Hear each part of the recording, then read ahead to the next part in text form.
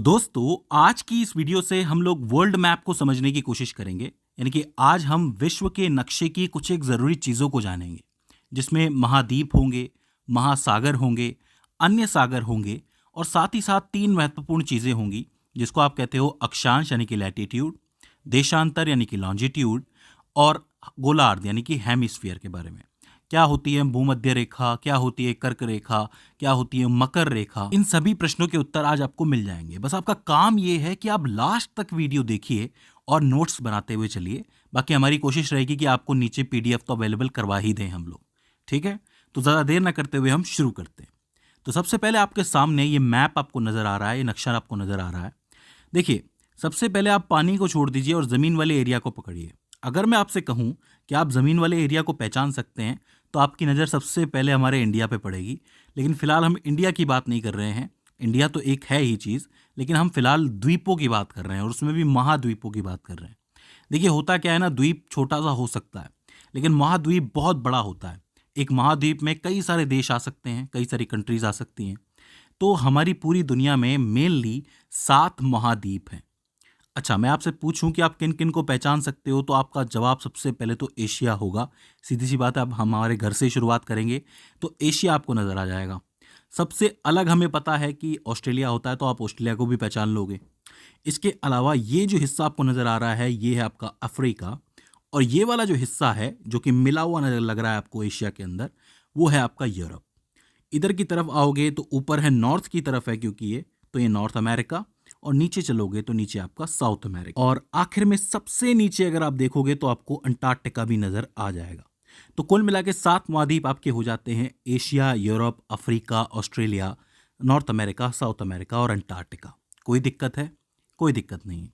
अब देखो, क्षेत्रफल के लिहाज से कौन सबसे बड़ा है और कौन सबसे छोटा है, ये बात हमें जाननी है। तो साफ साफ नजर आ रहा है कि सबसे बड़ा तो एशिया है, उसके बाद आपका अफ्रीका है, उसके बाद नॉर्थ अमेरिका है, उसके बाद साउथ अमेरिका है, इसके बाद आपका अंटार्कटिका है, उसके बाद 2 बचते हैं, एक यूरोप है, एक ऑस्ट्रेलिया है। कौन सा बड़ा होगा?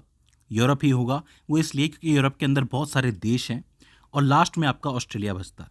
तो क्षेत्रफल के लिहाज से सीधे सीधे पहचाना जा सकता है कि कौन सा बड़ा है और कौन सा छोटा है। पूछ लिया जाता है, ये सवाल बनता है मेनली बहुत बार। इसके बाद पूछा जाएगा कि पॉपुलेशन के हिसाब से, यानी कि जनसंख्या के हिसाब से, कौन सा द्वीप सबसे बड़ा है, कौन सा सबसे छोटा है। तो अब भारत और चाइना जिस द्वीप के अंदर हैं, तो ऑब्वियसली उसी द्वीप की जो पॉपुलेशन है, जनसंख्या है, वो सबसे ज़्यादा होगी। तो एशिया नंबर 1 पे आता है। दूसरे में अफ्रीका आएगा, सीधी सी बात है, क्योंकि अफ्रीका में भी जनसंख्या बहुत है, बहुत सारे देश हैं वहाँ पे। यूरोप आएगा इसके बाद, क्योंकि यूरोप में बहुत सी कंट्रीज़ हैं। इसके बाद नॉर्थ अमेरिका, फिर साउथ अमेरिका, उसके बाद ऑस्ट्रेलिया, और सबसे लास्ट में अंटार्कटिका। ऑब्वियसली बात है, वहाँ पे बहुत बर्फ है, इसलिए बहुत कम लोग रहते हैं। तो जनसंख्या के हिसाब से सबसे बड़ा एशिया हो जाता है और सबसे छोटा अंटार्कटिका हो जाता है। तो इसको पहचानना मुश्किल नहीं है। तो पहली 2 चीजें आपको याद रखनी है: क्षेत्रफल के लिहाज से बड़ा कौन है, छोटा कौन है, और जनसंख्या के हिसाब से छोटा कौन है, बड़ा कौन है। ठीक है, अब देखो, ये तो महाद्वीप हो जाते हैं, लेकिन इन्हीं से जुड़े हुए 2-3 नाम और आपको सुनने को मिलते हैं। पहला है ग्रीनलैंड। ये जो एरिया आपको नजर आ रहा है, ये अलग से एरिया बचता है, तो ये ग्रीनलैंड का एरिया है। आता ये नॉर्थ अमेरिका के अंदर ही है, लेकिन हम लोग इसको ग्रीनलैंड कहते हैं क्योंकि ये जगह ही ग्रीनलैंड है। इसके बाद आती है यूरेशिया। अब यूरेशिया 2 शब्दों से मिलकर बनी है, एक है यूरोप और एक है एशिया। ये जो आपको बीच में दिख रहा है ना, लाइन जो दिख रही है, इसको आप कहते हो यूरान माउंटेन्स, यानी कि यूरान के जो पहाड़ हैं वो यूरोप को और एशिया को अलग अलग करते हैं। क्योंकि यूरोप और एशिया के बीच में कोई बहुत बड़ा समुद्र तो है नहीं, तो इसीलिए ये आपस में मिलकर यूरेशिया बनाते हैं। Europe plus Asia, Eurasia. तो अगर आपसे कोई यूरेशिया कहे तो आप यूरोप और एशिया दोनों को कंबाइन करके बताओगे। तीसरा शब्द आता है ओशेनिया। देखिए, ऑस्ट्रेलिया तो आप जानते हैं, ऑस्ट्रेलिया एक महाद्वीप है, लेकिन ऑस्ट्रेलिया के आसपास भी बहुत सारे द्वीप हैं, आप लोग देख सकते हो। जब आप इस पूरे को मिलाओगे तब बनेगा आपका ओशेनिया। क्योंकि ये थोड़ा सा अलग भी है दुनिया से, थोड़ा सा अलग दिखता भी है, तो इस पूरी जगह को ओशेनिया कहा जाता है। तो 3 वर्ड्स हो जाते हैं, एक ग्रीनलैंड हो जाता है, एक यूरेशिया हो जाता है, और एक ओशेनिया हो जाता है। तो आपको बिल्कुल भी कंफ्यूज नहीं होना है। तो ये तो आपकी महाद्वीपों की बात हो जाती है। अब हम बात करते हैं महासागरों के बारे में। तो कितने महासागर हैं हमारे पास? 5 महासागर हैं। देखो, पहले तो महासागर और सागर के अंदर फर्क समझ लो। महासागर का मतलब ये होता है कि एक महासागर में कितना पानी है, मतलब कितनी क्वांटिटी है वाटर की, कितना वॉल्यूम है, कितना आयतन है। जैसे कि आपके सामने दो डब्बे रखे हुए हैं, एक छोटा है एक बड़ा है, तो किसका आयतन ज़्यादा है? बड़े वाले का है, क्योंकि इसमें ज़्यादा वाटर आ सकता है, ज़्यादा पानी आ सकता है। इसी तरीके से एक महासागर और सागर में फ़र्क ये होता है कि एक महासागर में बहुत सारा पानी होता है बजाय कि एक सागर के। तो इसका मतलब महासागर 5 ही है हमारे पास। कौन कौन से हैं? दो का नाम आपके दिमाग में सबसे पहले आ गया होगा। एक है प्रशांत महासागर, जो आपको दिखता है पूरा का पूरा फैला हुआ है। एक है हिंद महासागर। सीधी सी बात है, अपने घर की चीज़ तो पहले याद आती है सबको, ठीक है। तीसरा आता है आपका अटलांटिक महासागर, जो कि यहाँ से या इस पूरे एरिया के बीच में आपको नजर आ रहा होगा, जो पूरा का पूरा होता है। चौथा है आपका अंटार्कटिक महासागर, जो कि अंटार्कटिका के आसपास होता है, अंटार्कटिक सर्कल के अंदर होता है। अभी मैं बताऊंगा कि वो अंटार्कटिक सर्कल कैसे जानते हैं हम लोग। और एक ऊपर की तरफ आता है आपका आर्कटिक महासागर, ठीक है। तो आपके 5 महासागर हो गए, प्रशांत, हिंद, अटलांटिक, अंटार्कटिक और आर्कटिक। अब यहाँ पे आपको एक चीज़ याद रखनी है, जो मैंने अंटार्कटिक आपको बताया है, इसको दक्षिणी महासागर भी कहा जाता है। मेनली दक्षिणी महासागर बिल्कुल सही वर्ड है इसके लिए, लेकिन चूंकि इसको अंटार्कटिका से जोड़ा गया है, इसलिए मैं इसको अंटार्कटिक महासागर कह रहा हूँ, ठीक है। लेकिन आप इसको दक्षिणी महासागर कह सकते हो। तो अब यहाँ पे आपके दो तरीके के सवाल बनते हैं कि कौन सा महासागर क्षेत्रफल में ज़्यादा है, आयतन में ज़्यादा है और गहराई में ज़्यादा है। मतलब कुछ एक पैरामीटर्स होते हैं, कुछ एक पैमाने होते हैं जिसके आधार पे आप महासागर नाप सकते हो। कौन से महासागर का क्षेत्रफल ज़्यादा है या आयतन ज़्यादा है, मतलब किस में पानी ज़्यादा है या फिर किसकी गहराई ज़्यादा है। तो देखो, आयतन, क्षेत्रफल और गहराई के आधार पे प्रशांत महासागर सबसे बड़ा है, ठीक है। इसके बाद आता है अटलांटिक, जो कि आपको यहाँ दिख रहा है, अमेरिका के पास दिख रहा है।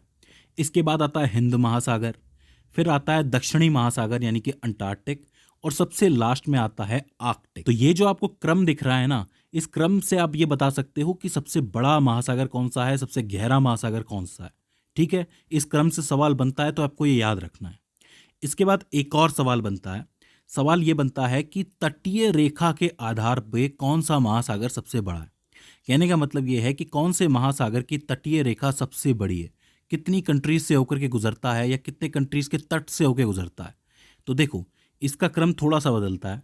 इस क्रम में प्रशांत महासागर सबसे बड़ा है, क्योंकि इसकी तटीय रेखा सबसे बड़ी है।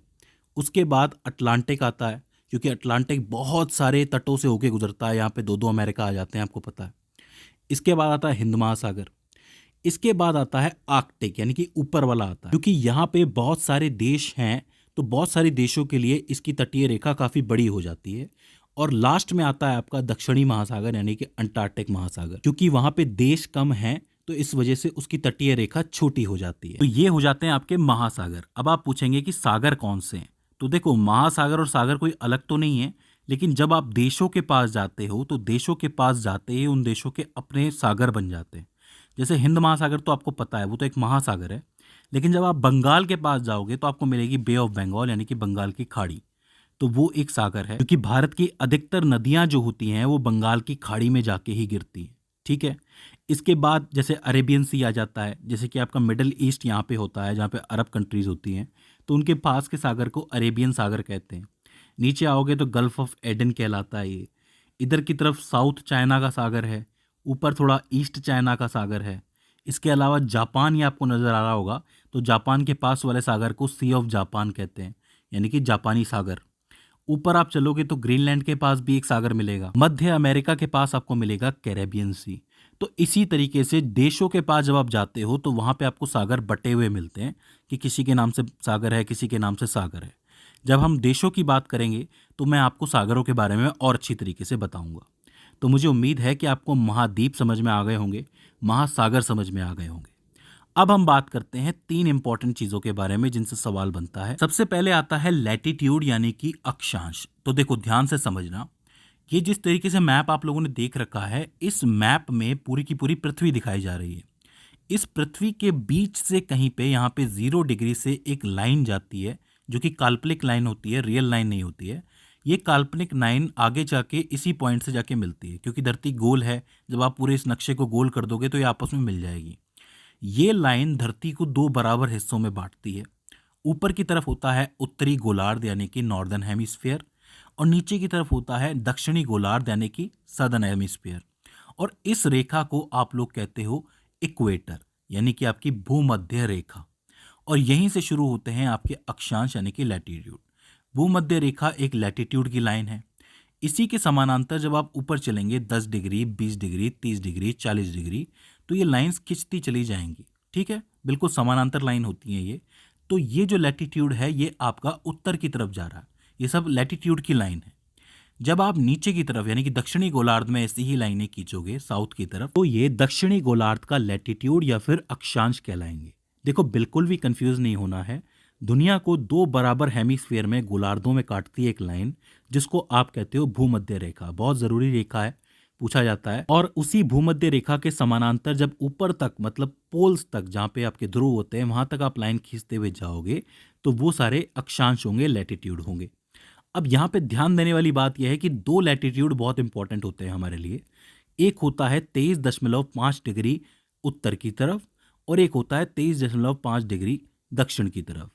23.5 डिग्री उत्तर की तरफ आपका आता है कर्क रेखा यानी कि ट्रॉपिक ऑफ कैंसर, और 23.5 डिग्री साउथ की तरफ आपका आता है मकर रेखा यानी कि ट्रॉपिक ऑफ कैप्रिकॉर्न। अब आप पूछ सकते हैं कि इनमें ऐसी क्या खास बात है। तो देखो, अब थोड़ा सा जाते हैं धरती से बाहर। धरती एक टिल्ट पे यानी कि एक झुकाव पे झुकी हुई है, आपको तो पता है 23.5 डिग्री के झुकाव पे है धरती सूरज के साथ। तो क्या होता है कि दिसंबर के टाइम पे ट्रॉपिक ऑफ कैप्रिकॉर्न जो होती है वो आपके सूर्य के सामने होती है। ठीक है, आप लोग देख सकते हो बिल्कुल सामने है। वहीं 6 महीने के बाद क्या होता है, मतलब जून के टाइम पे क्या होता है कि जो कर्क रेखा होती है वो बिल्कुल सूर्य के सामने होती है। अब यहाँ पे आप देख सकते हो कि दिसंबर के टाइम पे जो नॉर्दर्न पार्ट होता है वो सन से थोड़ा सा दूर हो जाता है और सदर्न पार्ट सन के थोड़ा सा पास चला जाता है। तो मतलब नॉर्दर्न पार्ट में यानी कि उत्तरी पार्ट के अंदर, उत्तरी गोलार्ध के अंदर इस समय सर्दी पड़ रही होती है और दक्षिणी गोलार्ध में इस वक्त गर्मी पड़ रही होती है। वहीं जब आपकी कर्क रेखा सूर्य के सामने होती है तब क्या होता है, तभी आपका जो नॉर्दर्न पार्ट है यानी कि उत्तरी पार्ट है ये सूर्य के करीब होता है, तब यहाँ पे गर्मी पड़ रही होती है। और ये जो नीचे वाला सदर्न पार्ट है दक्षिणी वाला वो दूर होता है, तो यहाँ पे सर्दी पड़ रही होती है। अब हम कहाँ रहते हैं, इंडिया कहाँ है, नॉर्दर्न पार्ट में है। तो दिसंबर में यहाँ सर्दी पड़ती है, तब मकर रेखा पे होता है सूर्य, और जून के टाइम पे यहाँ गर्मी पड़ती है क्योंकि कर्क रेखा होती है सामने और हम लोग सूर्य के करीब होते हैं, मतलब नॉर्दर्न पार्ट करीब होता है। आप देख सकते हैं कि दिसंबर जनवरी के टाइम पे मकर रेखा से दोबारा ये इक्वेटर की तरफ आना शुरू करता है सूर्य, तभी ये मकर राशि में भी प्रवेश करता है। हम लोग कहते हैं ना कि मकर संक्रांति आ गई है, तो वो दिसंबर जनवरी के टाइम पे होता है जब मकर रेखा से सूर्य वापस इक्वेटर की तरफ, भूमध्य रेखा की तरफ वापस आता है। हालांकि सूर्य कहीं नहीं जाता, हम ही घूम रहे होते हैं, धरती ही घूम रही होती है। इसके बारे में और भी अच्छी तरीके से आप समझ सकते हैं, इस वीडियो के अंदर मैंने बना रखी है। इस वीडियो में मैंने मौसम के बारे में बताया है कि मौसम कैसे बदलते हैं। ठीक है, तो आपके 3 अक्षांश हो गए, एक आपकी भूमध्य रेखा हो गई, एक कर्क रेखा हो गई, एक मकर रेखा हो गई। इसके अलावा 2 और अक्षांश होते हैं जो ऊपर की तरफ होते हैं 66.5 डिग्री पे। एक होता है ऊपर की तरफ नॉर्थ में, एक होता है साउथ में नीचे की तरफ। जो नॉर्थ में पार्ट होता है इससे ऊपर ऊपर के एरिया को आप कहते हो आर्कटिक सर्कल। ठीक है, याद रहेगा, 66.5 डिग्री जो होता है उससे ऊपर के एरिया को आर्कटिक सर्कल कहते हैं। वहीं नीचे की तरफ क्या होता है कि ये 66.5 डिग्री साउथ में ये जो नीचे वाला हिस्सा है ये अंटार्कटिक सर्कल कहलाता है। ऊपर वाला आर्कटिक सर्कल, ये अंटार्कटिक सर्कल। तो आपको लैटिट्यूड समझ में आ गया, अक्षांश समझ में आ गया।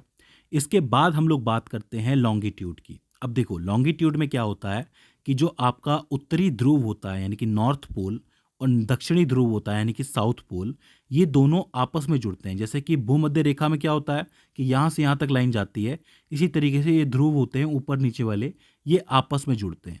ये भी एक काल्पनिक रेखा होती है। इसको आप कह सकते हो कि ये धरती की धुरी होती है। धुरी मतलब जैसे ये धरती है, धरती के बीच से एक लाइन गुजर रही है, काल्पनिक लाइन, इसको धुरी कहा जा सकता है। इसको आप लोग कहते हो लॉन्गिट्यूड। ये जो लॉन्गिट्यूड की लाइन होती है ये पूरी धरती को 2 दूसरे गोलार्धों में बांटती है। एक होता है आपका पश्चिमी गोलार्ध यानी कि वेस्टर्न गोलार्ध यानी कि वेस्टर्न हेमिस्फीयर, और एक होता है आपका पूर्वी गोलार्ध यानी कि ईस्टर्न हेमिस्फीयर। आपने वेस्टर्न वर्ल्ड, ईस्टर्न वर्ल्ड के बारे में सुना होगा ना कि वेस्टर्न परंपरा है, पश्चिम की परंपरा है। तो पश्चिम में कौन से देश आते हैं, ये वाले देश आते हैं, यूरोप आता है पूरा का पूरा। और पूर्व में कौन से देश आते हैं, ये एशिया की जितनी भी कंट्रीज हैं वो सारी आती हैं। इसलिए हम लोग कहते हैं ना पश्चिमी परंपराएं अपना रहे हैं ये लोग, तो मतलब वहाँ की परंपराएं अपनाई जा रही हैं। तो इसी से ये बात पता चलती है। ये जो लाइन आपको दिख रही है, ये लॉन्गिट्यूड की लाइन जो बीच वाली होती है, इसको आप प्रधान मध्याय कहते हो। इंग्लिश में बोले तो प्राइम मेरिडियन कहा जाता है इसको, ठीक है। तो प्राइम मेरिडियन हो जाती है ये लाइन और इक्वेटर हो जाती है ये लाइन। अब देखो, जैसे भूमध्य रेखा के आसपास लाइनें बनी हुई हैं जो कि लैटिट्यूड कहलाती है, अक्षांश कहलाती हैं, इसी तरीके से इस प्राइम मेरिडियन के आसपास भी इस तरीके से लाइनें बनी हुई होती हैं। ये समानांतर नहीं होती हैं, लेकिन ये कर्वेचर में होती है, घुमाव में होती है। इस तरीके से आप देख सकते हो। इन लाइनों को आप क्या कहते हो? लॉन्गिट्यूड की लाइन है। इन लॉन्गिट्यूड की लाइनों का इस्तेमाल जब प्लेन उड़ते हैं ना हवा में, तो वो भी करते हैं। जब आप थोड़ा सा गहराई में जाओगे पढ़ने में इसके लिए, तब आपको ज़्यादा समझ में आ जाएगा। तो अब आपको अक्षांश यानी कि लैटिट्यूड समझ में आ गया, जो आपका देशांतर है यानी कि लॉन्गिट्यूड समझ में आ गया, ठीक है। और जो आपके गोलार्ध होते हैं, हेमिस्फीयर हैं, वो भी समझ में आ गए। एक गोलार्ध होता है जो आपका ऊपर की तरफ होता है यानी कि उत्तरी गोलार्ध, एक दक्षिणी गोलार्ध, एक होता है आपका ईस्टर्न यानी कि पूर्वी गोलार्ध, और एक होता है वेस्टर्न यानी कि पश्चिमी गोलार्ध। अब देखो, ये जो आपकी दोनों रेखाएं हैं, एक है आपकी भूमध्य रेखा और एक है आपका प्रधान मध्याय। ये दोनों आपस में कहीं ना कहीं तो मिलती होंगी ना, मतलब इनका इंटरसेक्शन तो कहीं होता होगा, क्रॉस जिसको आप कहते हो। तो वो जगह कौन सी है, उसके बारे में पूछा जाता है। तो देखो, अफ्रीका जो महाद्वीप है उसके पास सागर में ही एक जगह है जिसको आप कहते हो गल्फ ऑफ गिनी। अफ्रीका के पास है ये जगह गल्फ ऑफ गिनी। वहां पे ये दोनों लाइनें इंटरसेक्ट करती हैं, मतलब क्रॉस करती हैं। तो गल्फ ऑफ गिनी में ये दोनों रेखाएं आपस में मिलती हैं। आप जवाब दे सकते हो। तो दोस्तों, मुझे उम्मीद है कि आपको महाद्वीप समझ में आए होंगे, महासागर समझ में आए होंगे, उनसे जुड़ी हुई बातें समझ में आई होंगी, और अक्षांश यानी कि लैटिट्यूड, लॉन्गिट्यूड, और जो आपका हेमिस्फीयर है, गोलार्ध है, वो समझ में आया होगा। अब अगली वर्ल्ड मैप की वीडियो में हम लोग देशों की बात करेंगे। देशों के बारे में मैं आपको बताऊंगा कि कौन सी कंट्री कहाँ है, और वहाँ पे कौन सी लॉन्गिट्यूड की लाइन गुजरती है, कौन सी लैटिट्यूड की लाइन गुजरती है, कौन सी जगह ज़्यादा इंपॉर्टेंट है। ये सारी चीज़ें मैं आपको बताऊंगा, जिससे काफ़ी सारे सवाल आपके बन जाते हैं। तो दोस्तों, मुझे उम्मीद है कि ये वीडियो आपके लिए हेल्पफुल साबित रही होगी। अगर इसके बाद भी इसके अंदर आपको कोई क्वेरी आती है, कोई दिक्कत आती है, तो आप हमें कमेंट सेक्शन में बता सकते हैं। तो दोस्तों, आज की इस वीडियो के अंदर बस इतना ही। See you in the next one.